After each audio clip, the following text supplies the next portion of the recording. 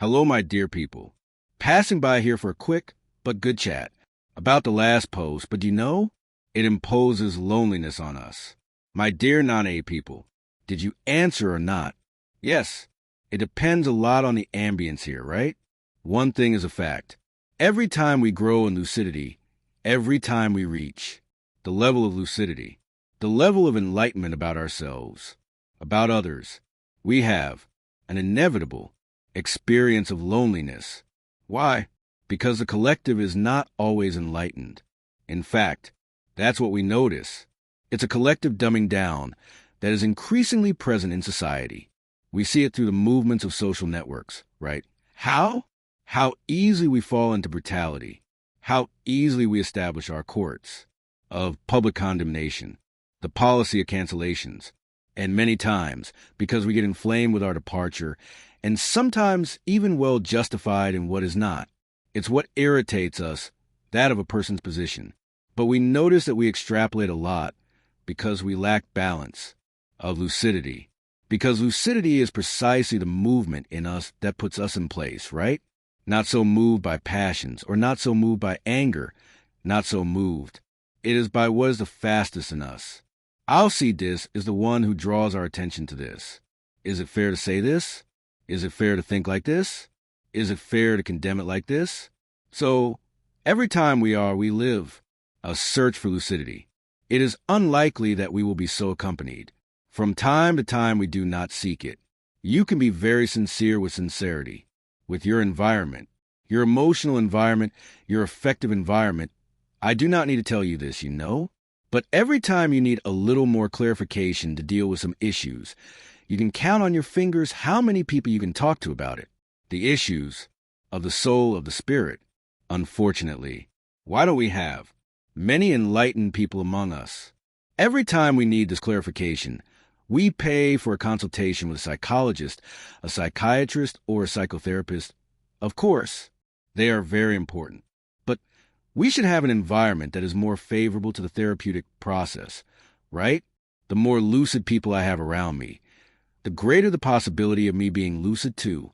And unfortunately, what we identify, and that sometimes the collective it is becoming increasingly brutalized by the very culture that generates the collective, the songs we listen to, the books we read. All of this is an expression of who we are, isn't it? And I remember that one of the biggest conflicts I had with the music industry, and when I was an active part of it, was the length of songs. We recorded our albums. There was a person there with a stopwatch, Zinho, to control them while we made the basses, because the songs couldn't be longer than 3 minutes. Because if they weren't, they wouldn't be played on the radio. My God, what kind of world is this? Huh? Where 3 minutes is a long time. What change was that I couldn't perceive? Yes, we have a huge difficulty with the slow learning processes. I remember that. I was always a good reader, right? I've always enjoyed reading. But when did the culture of summaries begin? Oh my God! What's the point of reading the summary of a work and not reading the work itself? Because the reading of the work, brings me a different intellectual pleasure, all the other pleasures I can experience in life. The intellectual pleasure, it's absurd. It's absolutely different from all the others. It's wonderful. The other day I was talking to a person who freely chose chastity. She's not a nun. She's a woman, in fact, quite well known. She was saying that she had tried to go a year without having sex because she had read that the sexual drive brings a lot of disturbances. It's not a dwarf, it's disturbances. I'm going to use the time to better understand myself. Sexual life, is it so demanding that you spend a lot of time, a lot of energy, from observing who attracts me to the courtship process? Anyway, she came to the conclusion that she wanted to live a year without sex so she could concentrate her energies and transform that sexual energy into intellectual energy. She wanted to take a year off to study more, to delve deeper into human issues. And then she said that she read a lot that year, that she was finding it easier to concentrate. I've always been a good reader. I've always enjoyed reading, and I've never been afraid of the size of the work.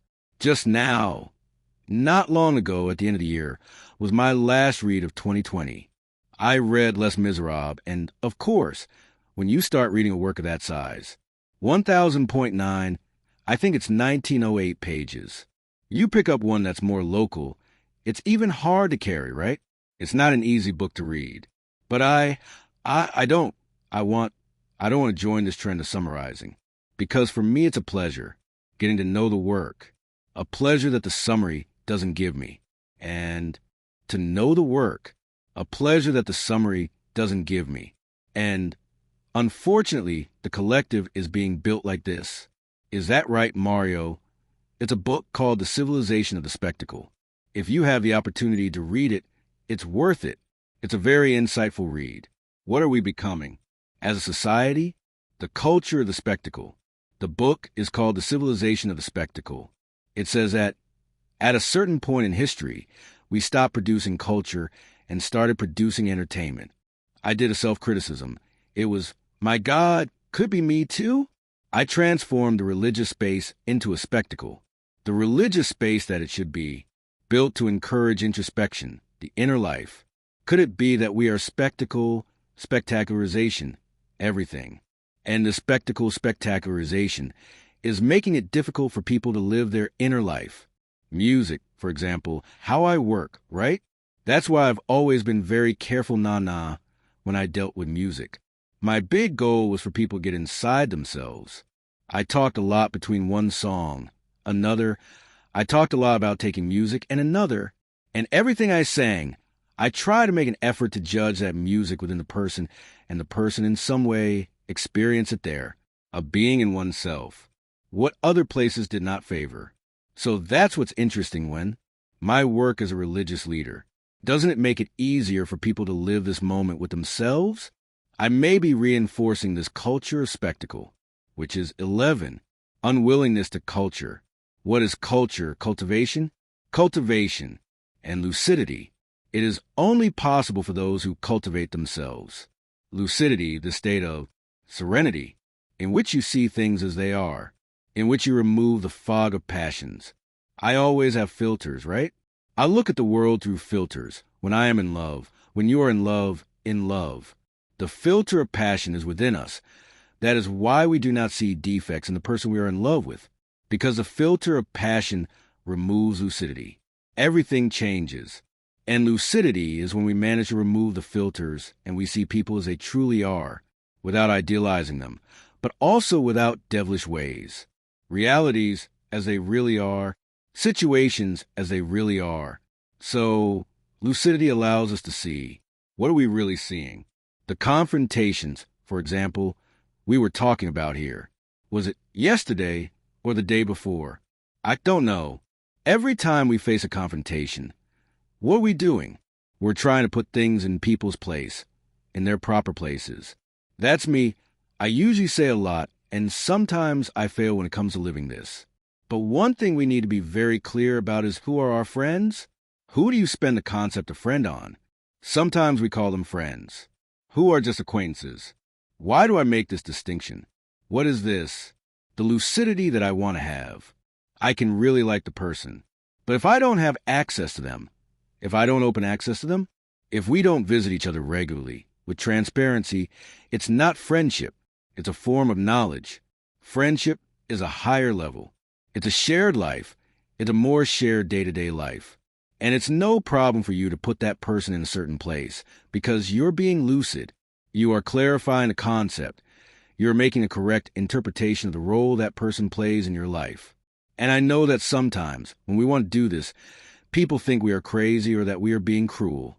No, we are not just trying to be lucid, so that from this lucidity, we can establish each person's place in this feast that is life. When I say that solitude can be better, when does lucidity somehow impose solitude on us? Is that why the collective is very dumbed down? The places we frequent, the people we live with, for everyone, very brutalized and abhorrent, without reflection. That is what I always repeat, isn't it? We are excessively reactive. We react quickly to everything. Everything. We react immediately. Our going is always on the surface. Our love, too, always on the surface. But our reactions are not always consistent. They are not last, because they are crazy with meanings. So I can very well be eternally reactive, without even touching the taste. The essence of the reaction, because there is no background, it is a reaction. Kuka. And when I say we are excessively reactive, not very reflective, I am talking precisely about myself. I am not talking about you. Now I am talking to you, but I am talking about a defect that is mine. I never like to stay in a place as if I were. It is doing everything right and pointing out the mistakes of others. No, that is not it. I suffer from being too reactive and not reflective enough. And this behavior, which puts me within a collective, often in board, has been little enlightened. That, because you're being lucid. You are clarifying a concept. You are making a correct interpretation of the role that person plays in your life. And I know that sometimes, when we want to do this, people think we are crazy or that we're being cruel. No, we are not just trying to be lucid, so that from this lucidity, we can establish each person's place in this feast that is life. When I say that solitude can be better, when does lucidity somehow impose solitude on us? Is that why the collective is very dumbed down? The places we frequent, the people we live with, for everyone, very brutalized and abhorrent, without reflection. That is what I always repeat, isn't it? We are excessively reactive. We react quickly to everything. Everything. We react immediately. Our going is always on the surface. Our love, too, always on the surface. But our reactions are not always consistent. They are not last, because they are crazy with meanings. So I can very well be eternally reactive, without even touching the taste. The essence of the reaction, because there is no background, it is a reaction. Kuka. And when I say we are excessively reactive, not very reflective, I am talking precisely about myself. I am not talking about you. Now I am talking to you, but I am talking about a defect that is mine. I never like to stay in a place as if I were. It is doing everything right and pointing out the mistakes of others. No, that is not it. I suffer from being too reactive and not reflective enough. And this behavior, which puts me within a collective, often in board, has been little enlightened. That crowd that shouts to release Barabbas and crucify Jesus is not really an example. That same crowd that until then was following Jesus, that same crowd that was fed 5 loaves and 2 fish, who participated in the miracle of the multiplication of the loaves. This same crowd later asked to crucify him. A crowd that did not understand, that only reacted to the stimulus of the moment. If they had reflected, who is this man who multiplies the bread, whether by a miracle that will in fact fill their baskets, or the other understanding, which is also beautiful? Why did it generate solidarity then, each one? When Jesus began to invite us, let's take the bread that we brought from the Metula, as we say in Minas, right? Let's put in common. Don't eat alone. What did you bring to this journey of life with the other families that are here? And suddenly, the word of Jesus provoked in the minds of those people a desire to share the bread and fish, and that made the miracle happen. If you are a follower of the first light, you will see baskets full by a miraculous action of Jesus, or if you are a follower of the second perspective, Jesus converting people's minds and moving them in the direction of solidarity.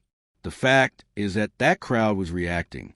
Very few people there, in fact, reflected on what they were living. Certainly the people who reflected on what they lived, next to Jesus, did not shout crucify. The people who shouted crucify were those who only reacted. They did not experience him. And when I am part of that crowd in this one, I reproduce the worst that we have as humans. My judgment, my inclemency, my inability to perceive the truth, or even my inability to perceive that life is a mystery, that I cannot embrace it completely. To embrace it's a mystery that I need to embrace. So, every time I opt for lucidity, I'll feel more alone. But as Nanae said, people are not. It will depend a lot on the environment that I created to live. The people who are with me are also in search of this lucidity. The people you married, the person you date, the friends you chose to have around, they are people who live in search of lucidity. Or are they reactive people? Almost not reflective. You can be sure, when you make the choice to live more enlightened, you will have fewer people close by. I'm not talking about crowds. Having people close by is very easy.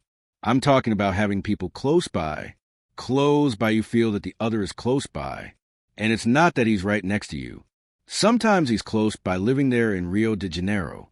You live in Sao Paulo or you live in Fortaleza, and he lives in Belém do Pará. The closeness exists. We are not talking about physical closeness, but it is possible. Emotional, spiritual closeness.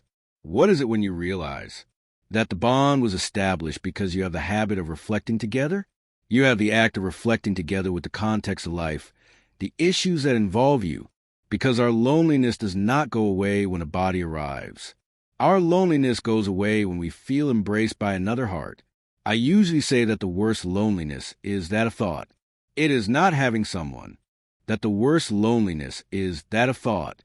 It is not having someone to think with. It is feeling that you have no space to share. What do you feel? What do you think? It must be very good to have married a person, that when you lie in the same bed, you have a very pleasant conversation about life, about what is happening, about the children you have. It must be very pleasant to go to bed with someone.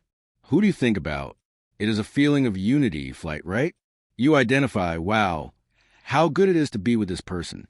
Time doesn't even seem to pass. How good it is to realize that what you say resonates. It's not empty. Is what you say resonating positively? And do you feel accompanied?